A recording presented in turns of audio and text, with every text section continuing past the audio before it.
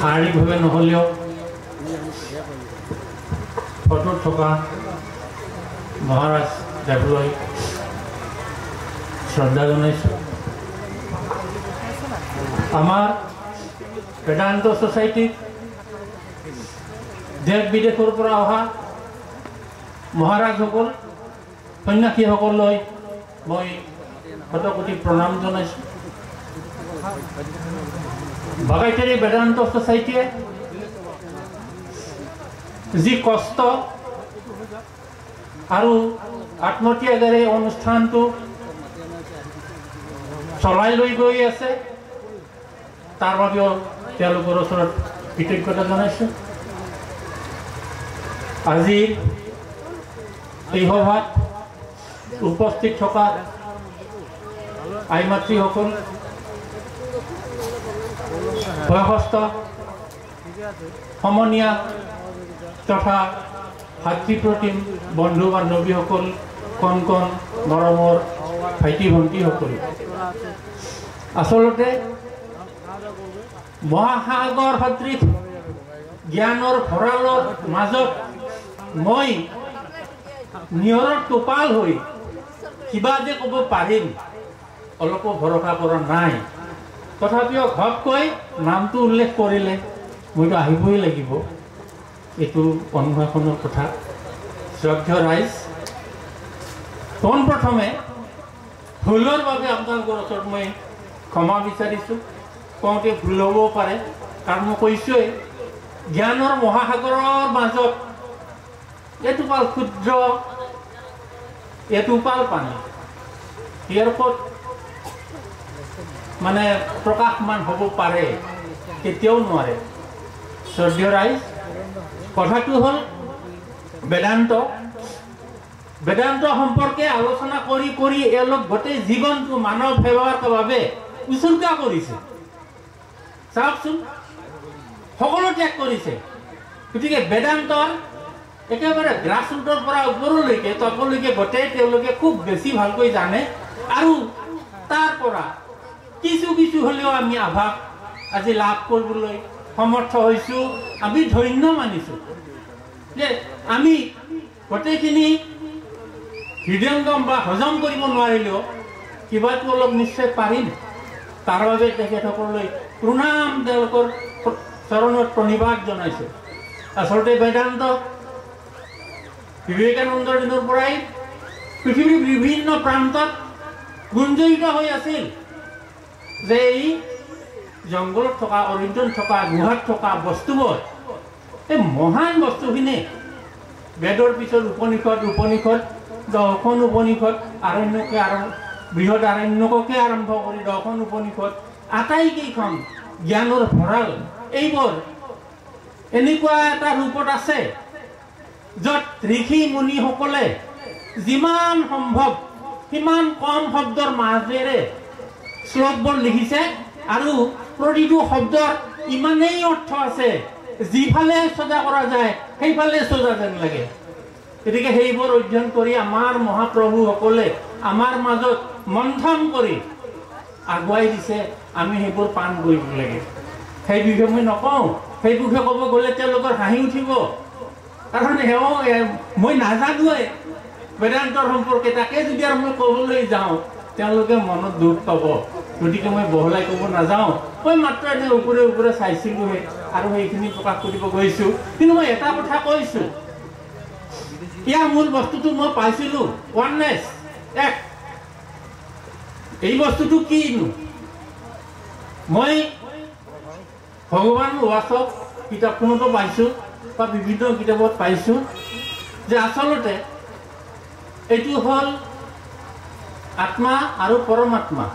যিয়ে নিজক ভাল পায় সি আনক ভাল পায়। আত্মাটো হ'ল পৰমাত্মাৰে এটা অংশ। ই এনেকুৱা এটা অংশ, পূৰ্ণ এটা অংশ। আমাৰ এই ক্ষুদ্ৰ শৰীৰ য'ত আমাৰ মাজত আত্মাটো আছে, সেই পৰমাত্মাৰ এটা ক্ষুদ্ৰ অংশ, কিন্তু আমি বুজি নাপাওঁ। মই এটা সাক্ষী গাই দিছোঁ। কবিতা সে কৈছিলে, तेरा साई तुझ में जो पुहुपन में बास, कस्तूरी का मृग जो फिरोई फिरोई घास। निश्चय बुझी पाइছে আপোনালোকে কিছু কিছু হলে নিশ্চয় বুঝি পাইছে মই ফৰকৈ কৈছো तेरा साई तुझ में तार माने आमार प्रभु तो आमार लगते আছে केने कई আছে जो पुहुपन में बास फुलटुर जाने कोई गंध থাকে फुलटे नाजाने तार जे गंध আছে फुलबरत गंध থাকে सुगंध আমুল মুলাই থাকে আৰু যা সুগন্ধত আমি সকলোৱে আপ্লুত হওঁ কিন্তু फुलटे नाजाने कस्तूरी का मृग जो फिरे फिरे घास मृग किसुमान मृगत किसुमान নহয় ৰেয়াৰ কেতিয়াবা কোনোবা মৃগত কস্তুৰী নামৰ এটা বস্তু থাকে নাভিত জন্ম হয় হেন আৰু সেইটোৰ পৰা অতি ধুনীয়া সুগন্ধ ওলায় কিন্তু সেই হৰিণটোৱে নাজানে যে তাৰ দেহৰ পৰা এই সুগন্ধটো ওলাইছে সেই সুগন্ধটোৰ উচ্চ বিচাৰি হৰিণটোৱে ঘূৰি ফুৰে ঘাঁহ বিচাৰি ফুৰে সেই গন্ধটো যুক্ত ঘাঁহ যাতে পাব পাৰে প্ৰভুসকল আমাৰ তদ্ৰুপ অৱস্থা আমাৰ ভিতৰত আত্মাৰ আছে আৰু এইটো পৰমাত্মাৰে অংশ গতিকে ইয়াক আমি উপলব্ধি কৰিলে আমি ভাতৃত্বৰ ভাৱৰ পৰা গৈ উন্নতি কৰি আমি সকলোৰে সমান আমি একেই আত্মা আমাৰ মাজত প্ৰভেদ নাই এই বস্তুটোলৈ আমি যাব পাৰিম এইখিনি কথা মোৰ উপলব্ধি শ্ৰদ্ধেয় ৰাইজ মই এই চেগতে বিভিন্ন দেশৰ পৰা বাহিৰৰ পৰা যিবোৰ মহাৰাজজি বা আমাৰ সন্যাসী আহিছে তেওঁলোকক মই আমাৰ এই ৰাইজৰ তৰফৰ পৰা বেদান্ত সোসাইটিৰ পৰা শলাগৰ শৰাই আগবঢ়াইছোঁ যিসকল ভক্তপ্ৰাণ ৰাইজ ইয়াত আহি আছে তেওঁলোকলৈও মই শ্ৰদ্ধা নিবেদিছোঁ আৰু আন আন ভদ্ৰলোক ভদ্ৰ মহিলাসকললৈও মোৰ প্ৰণাম নিবেদিছোঁ এতিয়া মই ক'ব বিচৰা কথাটো হ'ল যে আমি শুনি শুনি থাকিলেতো আৰু নহ'ব উপলব্ধি কৰিব লাগিলে বস্তুটো আহৰণ কৰিব লাগিলে আমি এটা পথ ল'ব লাগিব দূৰৰ পৰা চাই থাকিলে পথটো বিচাৰি পোৱা নাযায় গতিকে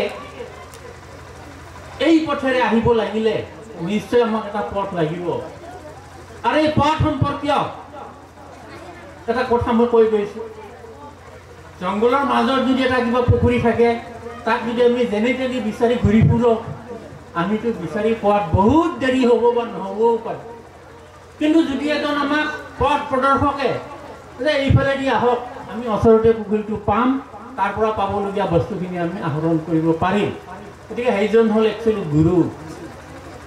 গুৰু গোবিন্দ ফৰে কাকে লাগু পায় বলিহাৰী গুৰু অপ্ন গোবিন্দেও বতাই গুৰু গোবিন্দ ওজন আছে কাৰ চৰণত ধৰি বলিহাৰী গুৰু অপ্ন গোবিন্দেও বতাই ভগৱান কোনজন মইতো চিনি নাপাইছিলোঁ একেই ৰূপ কোনজন ভগৱান কোনজন প্ৰভু মইতো চিনিব পোৱা নাছিলোঁ আপুনিহে মোক চিনাকি কৰি দিলে যে এইজনেই ভগৱান সেয়েহে আপোনাৰ ওচৰত মই প্ৰণাম জনাইছোঁ গতিকে সৎগুৰুৰ প্ৰয়োজন সৎগুৰুৰ মাধ্যমেৰে সকলো মানুহে ইয়াৰ ভিতৰত প্ৰৱেশ কৰি ইয়াৰ ৰসামৃত যাতে উপভোগ কৰে সকলো বেদান্ত সোসাইটিৰ প্ৰতি যাতে এটা ভাল মনৰ ভাৱ লৈ আত্মত্যাগৰ ভাৱ লৈ আহি এই সোসাইটিৰ উৎকৰ্ষ সাধন কৰে গোটেই পৃথিৱীজোৰা হৈছে মানে গোটেই পৃথিৱী প্ৰচাৰিত হোৱা নাই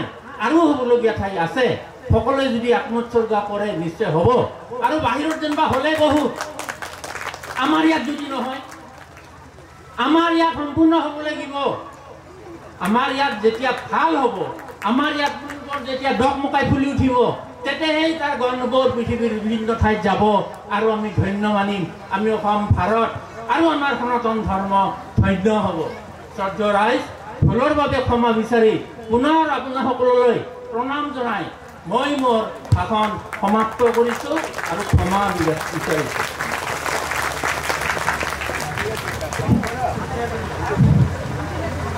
ধন্যবাদ থাকিল হৰ কুমাৰ নাথক